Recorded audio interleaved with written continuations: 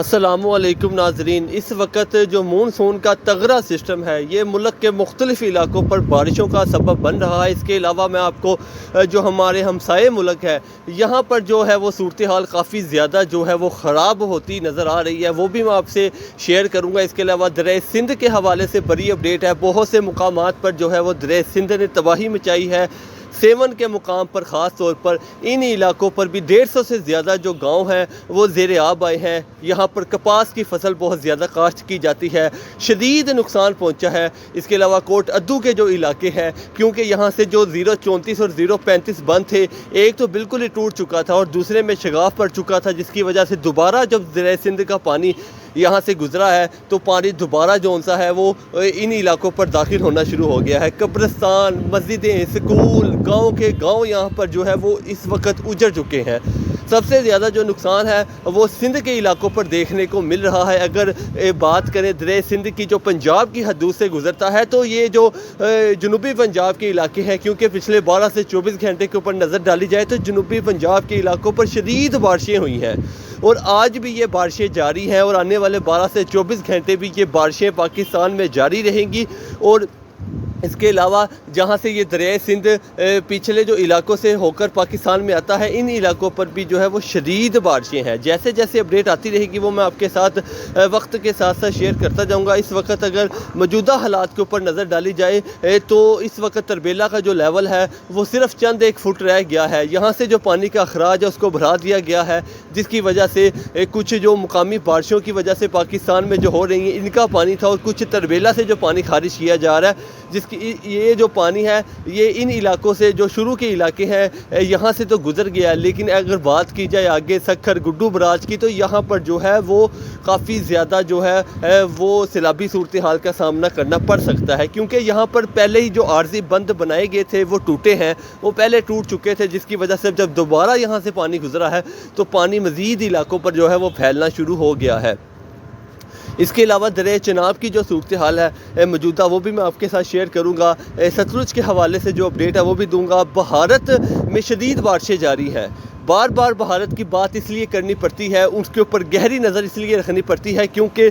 جب بھی سیلابی صورتحال پاکستان میں بنی ہے تو وہ پانی بھارت کی طرف سے چھوڑا جاتا ہے، لیکن اس سال 2024 میں زیادہ تر ایسا دیکھنے کو نہیں ملا، کیونکہ بھارت نے جو ہے وہ دریائے چناب کے اوپر بے تحاشا ڈیم بنا لیے ہوئے ہیں، تو وہاں پر کافی زیادہ پانی ہے اس کو سٹور کیا جا رہا ہے، لیکن اس کے باوجود بھی جو ہے وہ چناب اور سندھ کی جو صورتحال ہے وہ بگڑتی نظر آ رہی ہے، کیونکہ جموں کشمیر کے جو علاقے ہیں جہاں سے یہ دریائے چناب نکلتا ہے پاکستان میں داخل ہوتا ہے، ان علاقوں پر پچھلے جو ہے وہ 12 سے 24 گھنٹے 150 ملی میٹر سے زیادہ جو بارشیں ہیں یہ ریکارڈ کی گئی ہیں اور آنے والے 12 سے 24 گھنٹے بھی شدید بارشیں ہیں۔ اس کے علاوہ میں آپ کو پنجاب کے حوالے سے جو اپڈیٹ ہے وہ دے دوں۔ شمالی پنجاب کے علاقے لاہور سمیت راول پنڈی، اسلام آباد، ان علاقوں پر بھی آج سارا دن جو وقفے سے بارش کا سلسلہ ہے یہ جاری رہا۔ ٹھنڈی ہواؤں کے ساتھ ساتھ موسم تو خوشگوار ہو گیا ہے، لیکن کسی جگہ پر رحمت اور کسی جگہ پر جو بارش ہے وہ زحمت بن چکی ہے۔ شہروں میں رہنے والوں کے لیے اگر موسم اچھا ہے تو جو دیہاتی لوگ ہیں یا جو دریائے سندھ کے ارد گرد کے لوگ ہیں یا چناب کے ارد گرد کے لوگ ہیں، ان علاقوں کو شدید خطرہ ہے۔ سکی سرور کے جو علاقے ہیں یہاں پر جو ہے وہ شدید ندی نالوں میں طغیانی ہے، کیونکہ پچھلے 12 سے 24 گھنٹے ان علاقوں پر بھی شدید جو بارشیں ہیں یہ دیکھی گئی ہیں اور آنے والے 12 سے 24 گھنٹے تک یہ بارشوں کا سلسلہ جاری رہے گا، کیونکہ جو ہے وہ اگست کا بالکل اینڈ چل رہا ہے اور جیسے ہی ماہ ستمبر کا آغاز ہوگا تو پھر یہ جو ہے وہ سسٹم تھوڑا سا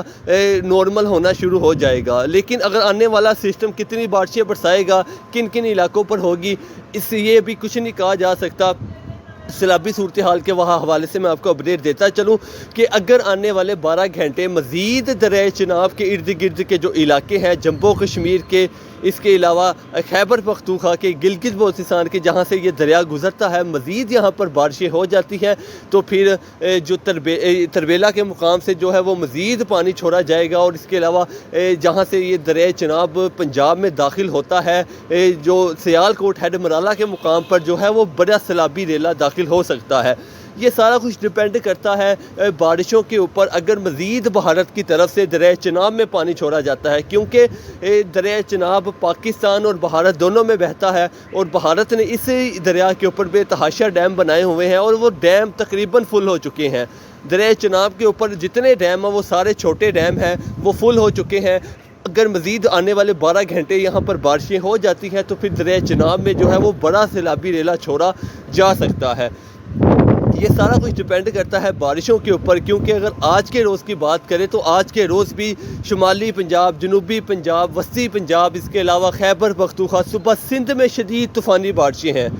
سب سے زیادہ جو نقصان ہے وہ سندھ کے علاقوں پر دیکھنے کو مل رہا ہے۔ سیمن کے جو ارد گرد کے علاقے ہیں، یہاں پر کپاس کی جو فصل ہے وہ بہت زیادہ کاشت کی جاتی ہے۔ اس کے علاوہ یہاں پر جو جانور ہیں اس کا سبز چارے کی جو بڑی قلت ہے وہ سامنا کرنا پڑ رہا ہے، اور اس کے علاوہ یہاں پر جو امدادی کارروائیاں ہیں وہ شروع کر دی گئی ہیں۔ جیسے 150 سے زیادہ جو گاؤں ہیں جن کا زمینی راستہ تقریباً ختم ہو چکا ہے، یہاں پر فورس کو بلایا گیا ہے، ہیلی کاپٹر کی مدد لی جائے گی۔ تو ہم اللہ تعالیٰ سے یہی دعا ہے کہ اللہ تعالیٰ یہ جو اینڈ والے برسات کے دن ہیں، صرف چند ایک روز رہ گئے ہیں، 10 کے دن باقی ہیں صرف، اس کے بعد جو سیلابی صورتحال ہے اس کا کوئی خطرہ نہیں ہے پاکستان میں۔ یہ صرف آخری 10 دن ہے، اللہ تعالیٰ یہ بھی خیر خیریت سے گزار دے۔ اس کے علاوہ میں آپ کو آنے والی جو اگلی ویڈیو ہے، ویڈیو بہت زیادہ لمبی ہو جاتی ہے، اسی وجہ سے میں آپ کو راوی اور ستلج کے حوالے سے جو ٹوٹلی اپڈیٹ ہے وہ اس میں شیئر کروں گا۔ اگر آپ ہمارے چینل پر نئے ہیں تو آپ سے گزارش ہے چینل کو سبسکرائب لازمی کر دیا کر، اس سے ہماری حوصلہ افزائی ہوتی ہے۔